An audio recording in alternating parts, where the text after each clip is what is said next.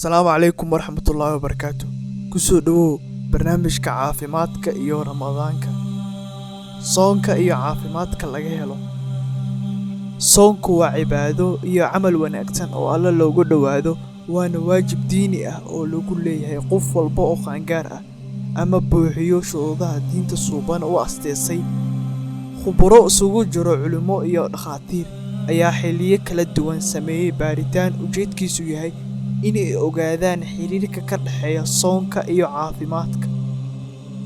Waxaa hubaal ah in soonku uu wanaagsan yahay caafimaadka, balse aysan dad badan aqoon u lahayn, waxaana laga maarmaan ah in aan ogaano caafimaadka ku duugan soonka.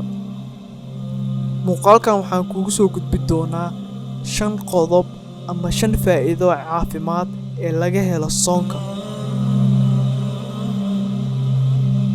Number 1. Dayactirka unugyada jirka. Soonka ayaa qayb muhiim ah ka qaata dayactirka unugyada jirka qaybahooda kala duwan. Xilliga uu qofku sooman yahay, waxaa jirkiisa laba jibaarma burburinta iyo nadiifinta unugyada dhintay iyo dayactirka kuwa dhaawacmay. Haddii ay jirkaada ku bataan unugyada dhaawaca ah, waxay sababi karaan xanuuno kala duwan sida xanuunka kansarka iyo xanuunka loo yaqaan Alzheimer oo ah dhaawac inay ku yimaadaan unugyada maskaxda, qaarkoodna ay dhintaan. Soonka ayaa ka hortag wanaagsan u ah xanuunadan.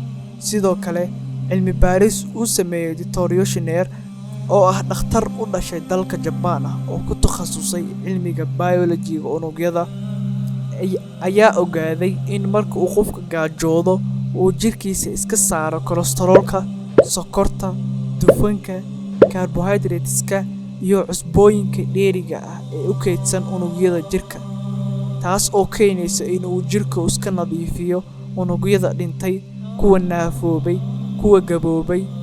Haddii aan unugyadaas jirka laga saarin, waxay sababi karaan kansar, gabow, sonkor, cadaadiska dhiigga oo kor u dhaco ama hoos u dhaco, iyo cudurrada wadnaha. Soonqaadka waa fursad sanadle ah oo ay addoomuhu Alle ku nadiifiyaan jirkooda iyo naftooda. Number 2. Hoos u dhac miisaanka jirka. Marka uu qofku sooman yahay, waxaa jirkiisa ku yar tamarta uu ku heli jiray cunnada, taas beddelkeeda waxaa la soo daayaa hormoono iyo kiimikaalo kuwaasoo burburiyo xeerta kaydka ah si ay ugu beddelaan tamar. Tani ayaa keenaysa inay hoos u dhacdo baruurta jirka, taasoo u wanaagsan caafimaadkeena. Waxaa sidoo kale la aaminsan yahay in kolestaroolka dhiigga ku jirto in ay hoos u dhacdo xilliga uu qofku sooman yahay, taasoo ahmiyad ballaaran u leh caafimaadka. Number 3. Ka hortagga sonkorowga nooca 2. Soonka ayaa yareeya jaaniska uu ku imaan karo sonkorowga nooca 2, isagoo yareynaya cadaadiska ka hor imaan karo hormoonka loo yaqaano insulin. Sida caadiga ah, sonkorowga nooca 2 oo loo yaqaano diabetes type 2 ayaa yimaado marka ay badato sonkorta dhex wareegto dhiigga. Soonka ayaa yareeyo cadaadiska ama waxyeellada soo wajihi karta hormoonka loo yaqaano insulin. Waxaa la aaminsan yahay faham kale oo ku saabsan soonka inuu ka hortago xanuunada kala duwan sida xanuunada ku yimaado kelyaha. Number 4. Kor u qaadidda difaaca jirka. Soonka ayaa kor u qaado qaab dhismeedka difaaca jirka, taasoo jirka ka caawinayso inuusan u nuglaanin jeermisyada iyo xanuunada kale.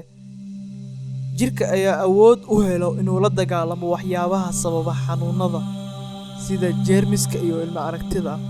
Cilmi baaris ayaa caddaynaysa inuu soonku sidoo kale ka hortago dhaawaca ama waxyeellada soo gaarto DNA, taas oo ka hortag wanaagsan u ah duqoobidda. Kor u qaadista difaaca jirka ayaa muhiim ballaaran u leh la dagaalanka caabuqyada jirka soo weeraro. Number 5. Wadnaha. Soonka ayaa u wanaagsan caafimaadka wadnaha.